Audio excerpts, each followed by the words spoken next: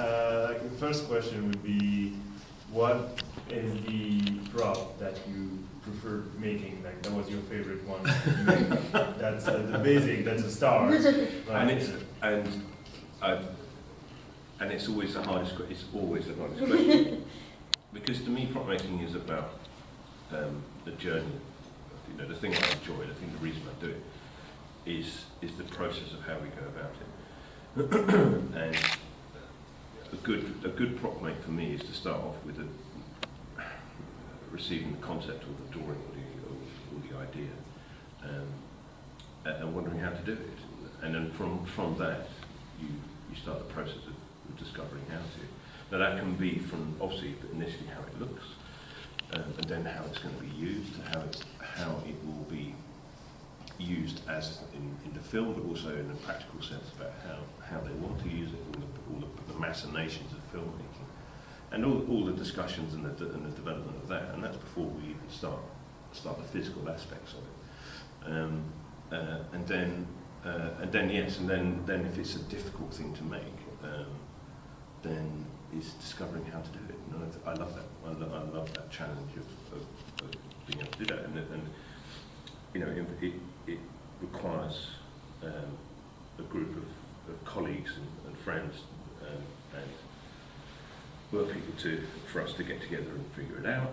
And then if there's elements also they can't do, if there's technical elements, I'll go and find companies that can do elements for us, etc. So it's a complicated, layered process. So that's why it's such a difficult question to answer, because at the end of the day, and I don't want anyone to, you know, people are looking at I don't say, for example, a broom or something like that, and thinking, what a great broom! It's a stick with twigs on the end that you put dust in the corner of the room with. It's not, you know, but it's always, of course, so much more than that.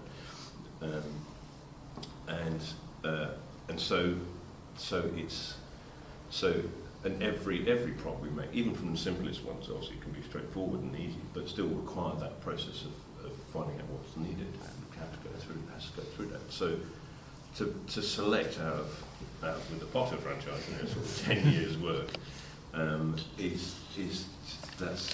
that's a big challenge. Because I'm very proud of everything. I'm very proud of everything because we put that much energy into all our mix.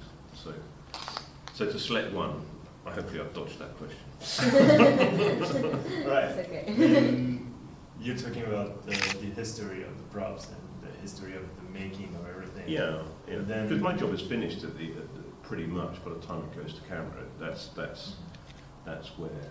But then maybe there is one other question that comes linked to that is, how did you come yourself to make props, to be the prop maker on the hardcover films? Yeah, I mean that was a sequence of kind of events and opportunities really that came my way that kind of guided me in that direction. I think it's weird, isn't it? Because a lot of my colleagues have had different but similar aspects. It's not like it's also a generational thing. I'd like to say that there's such good college courses now and etc. in comparison to really when I was starting out. I mean, it was good. It was, you know, now and respectfully know that there was one or two there, but they were at the early stages. So to take it as a career option, to say, right, at 16 I want to be a prop maker, wasn't anything that you really thought about, and certainly the people I worked with at the time didn't come to it with that initial idea of it. They had an interest or a passion to do work in that sort of. It was wider. It wasn't just films. It was television and commercials. So that's really, I cut my teeth really on doing television and commercials more than films. Films sort of came later as people. Well, because you go to a. Sorry, I'm doing this not in a very linear way. So when I left school, I started some apprenticeships, like engineering apprenticeships. So I did pattern making and mould making in a technical engineering and research apprenticeships with that, and then moved on to boat building. Worked for a boat builder down the south coast for a while. That's quite a change in size. Yeah. Well, there is a link. I won't bore you with it, but there was a lineage to that. But it sounds a bit odd. And then through that, I moved to London and started working for a company called Moore Farrell, who did advertising audits, and they were starting to do big 3D displays. So I worked with them for a while, and through that, I basically got asked to go and work for a small small special effects company and model making company in London. They just specialised in doing commercials, and that's, I suppose, where I really started into the industry properly there. And I kind of served like an apprenticeship there with them, and eventually you go freelance. And the great thing, one of the things I absolutely love about the industry is the fact that it's project based. So TV commercial would go on for 3 or 4 weeks, then you do another one, then you do that, and television was the same. Even films are, then they were generally a lot shorter. It would be 4 months, maybe 5 months. Then you go off and you do another. So you're constantly getting sacked. Basically, you get sacked at least a dozen times a year, and so you go on to new projects. So and with that, opportunities come, because you're always talking about them. You don't. Everybody's in the same boat. So there's lots of chatting and people, and the heads of departments will talk to each other and cherry pick, sort of good workers, and then it's that kind of open market kind of scenario, and that's really how once I started going properly freelance, how it took me. So it wasn't there's this great concept that I'd end up where I am. It was just about taking opportunity and working hard and improving yourself, and eventually I started running departments and setting up, big film companies, designers would come to me and say, I need a prop making department, and could you put stuff together for me? And that's how I got the Potter gig. But I'd worked with a guy called Neil Lamont, who's a supervising art director on all the Potters, and I just done a Bond film with him, and he said, I want to use you for doing Potter, so it's all right, great, 6 months work. I thought, fantastic, I've got 6 months work. 10 years later. Exactly. More than that now. Yeah, no, exactly, you're right. Oh my God. Yeah, you're right. I was wondering, because Harry Potter is about imagination and magic. There's like a wide, so many possibilities about the thing you can create. Yeah. Before you read the script, were there any props you were expecting to create and you didn't, or you were expecting to, you actually did and you didn't use? Yeah, there was both. Both, and you caught me out because, of course, again, 17 years ago, right? The Philosopher's Stone was as close a match to the book, I think, as filmity you could have got. But it's an interesting, because you've got two completely different forms of storytelling, really. At the end of the day, a film can only be up to 3 hours long. You have to, and it's a visual thing. I mean, I remember when we were doing wands, the first, on Philosopher's Stone, we made a load of sample wands, and they got shown to Jo, and she selected Harry's wands and 2 or 3 other types of other character wands, and that really set the tone at the time for that. And they were Harry's wand then was a very, very simple, high quality, but I can't remember what it was, probably like a mahogany, and I think it was a rosewood on it, I think. And very simple shapes, very like batons, really. Little flourishes here and there, but nothing too much. And on Prisoner of Azkaban, when Alfonso took over, he went over a lot of stuff and visualised them a little bit more, because Jo, as phenomenal as we all know she is, she's a storyteller, and her primary kind of responsibility, or the way that she works, is the large picture, is a storytelling picture in the format of a novel. Whereas Alfonso is a filmmaker, and he's a visual storyteller. And although there's a very subtle difference between the two, and the thing with filmmaking is that you can't verbalise everything. You have to do a lot of it with image and other ways of communication.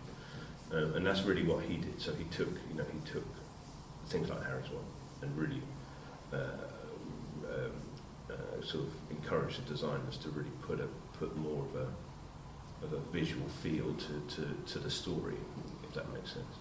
So yeah, so that was, as an example, a really interesting way of kind of understanding the two mediums. I should go back to the beginning of the story. I don't know why I've gone down a rabbit hole there. What was the original question? Are there any props you anticipated of creating before, because the magic and the wide many possibilities that imagination and magic can bring? Yeah, exactly. So I mean, it's so you always, you know, when there were props that we, I have to say, there was things that we made made from the book that wasn't in the script that were either used or that weren't. But there's areas of the script, of the story, that they had to edit out. Sorry, I'm coming back to what I was saying now. And so as far as the filmmakers were concerned, they have to boil down the story. And I think David Yates probably did that more than anything else, where he took it and said, right, okay, especially looking at the long term of the series of 3 or 4 films, we have to boil this down and give it a filmic direction, because they were getting so big, you know. I mean, that big, and then they just get like Goblet Farm, just oh my God, we're gonna. It's such a tomb, and that's a wonderful as a reading experience. It's just phenomenal because you can take all that in. But how do you get all that across in 3 hours? So yeah, we early days we did make a lot that probably wasn't in it, and we definitely went through the book and plucked things out. I mean, the other thing was that I remember being asked to come for the job interview to do the prop making on Philosopher's Stone. Oh, better go and get the book. I hadn't, you know, I'd seen it going on, but I hadn't read it, so I had to sort of quickly grab the book and read it. And then obviously once we got into it, then we'd read the books as like everyone else did, as we come up, and then look at it and say, right, I wonder how they're going to make this one. But so again, I dodged the question again, didn't I? Really? Yes and no. Yeah. I mean, I remember the other thing was Stuart Craig, who's a production designer, he set that visual tone really, and and not every production designer is that interested in props really, but he's interested in every aspect and expects a certain standard and tier of work and quality. So, sorry, you've got some more. Well, yeah, Fantastic Beasts. The difference, maybe we talked a bit about the difference between creating the world of Harry Potter that was obviously entirely magical, and then Fantastic Beasts, the first one that is mostly Muggle world, American versus and historical as well. Back in 1920s, how did you approach the film differently, or was it just... Yeah, it's interesting. I mean, the biggest challenge actually was the period. Was we did more work replicating the Muggle world in period, because it was all built on the back lot. You know, it didn't actually go to New York. New York does not exist anymore, and it was a big, full place. You know, and so there was 2/3 of what we did was to do with just making the lamps, signage, stuff in shops, all of that kind of thing, and it was, you know, it was like a proper period film. The other nice thing about doing, I thought I didn't understand it till I read such great. It's such a clever choice of period, especially the place as well. You know, sort of pre-bus or sort of Wall Street crash. New York is in the filming. You know, we're all very, well, maybe not, but anyway, it's a very caricatured period. You know, there's the brash sort of New York American really comes from that time where, you know, the filmmakers sort of showed that sort of gangster stuff in black and white films of that period, really show that time. So it registers very strongly. So the character of the city is very strong at that time, and work with that. But that was nice. It sort of gave it bones, really. So in a styling sense, certainly with the magic and the stuff that we were making on that thing, everything had a tone, had a style to it. So that made it really enjoyable.